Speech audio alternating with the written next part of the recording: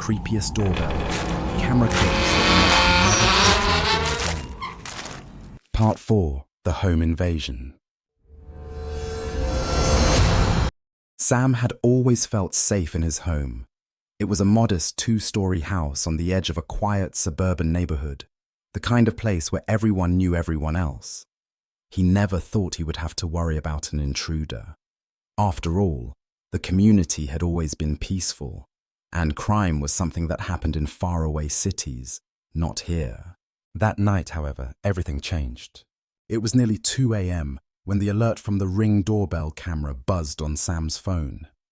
He had been sitting on the couch, scrolling through his phone, half watching a movie, when the notification interrupted his thoughts. Motion detected at your front door. It wasn't unusual for the system to pick up motion at odd hours.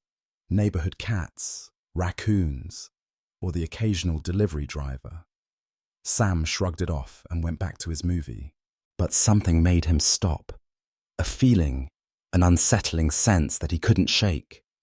The dog was asleep on the couch beside him, so it wasn't barking like it normally did when something was amiss.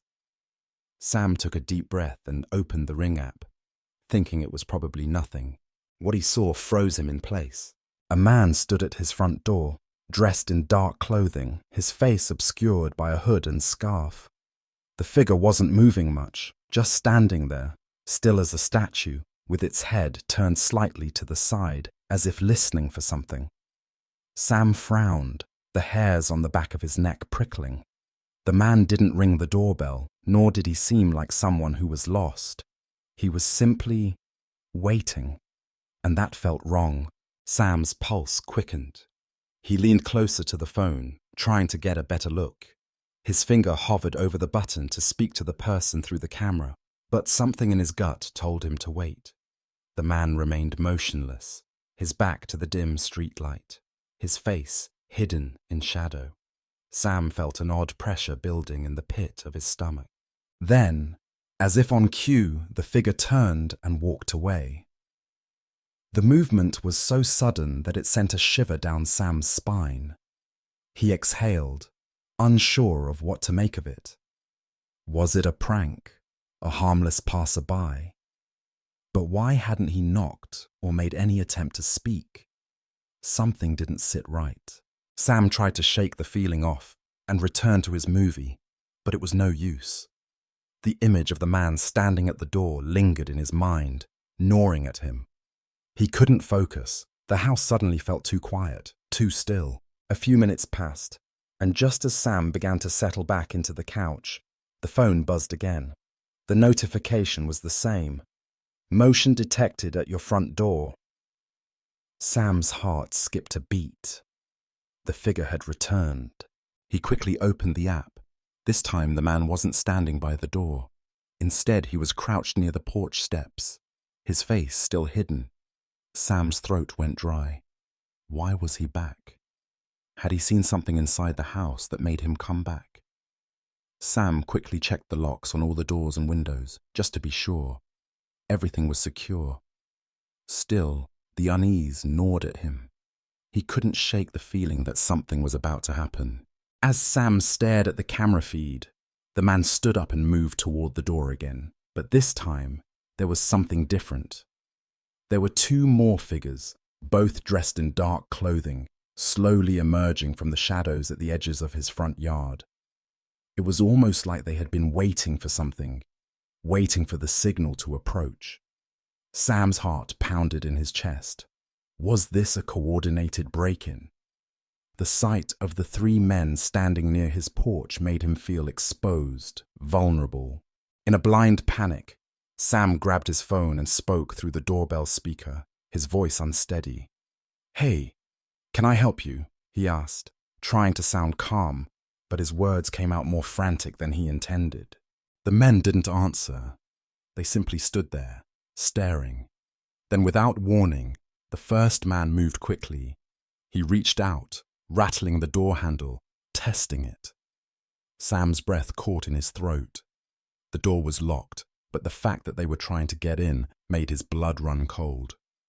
Sam pressed his back against the couch, his mind racing. Should he call the police? He should have done it already, but fear kept him paralyzed.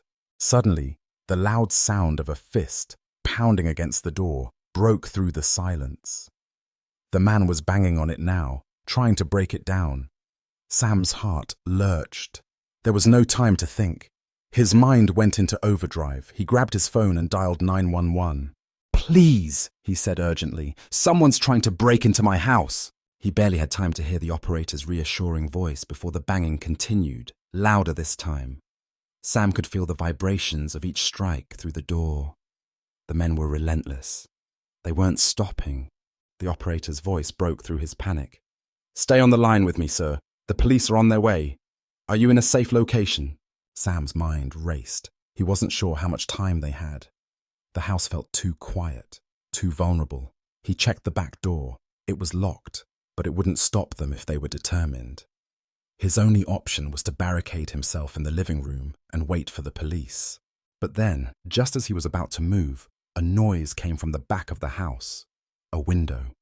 The unmistakable sound of glass cracking. The men had made it inside. His blood ran cold.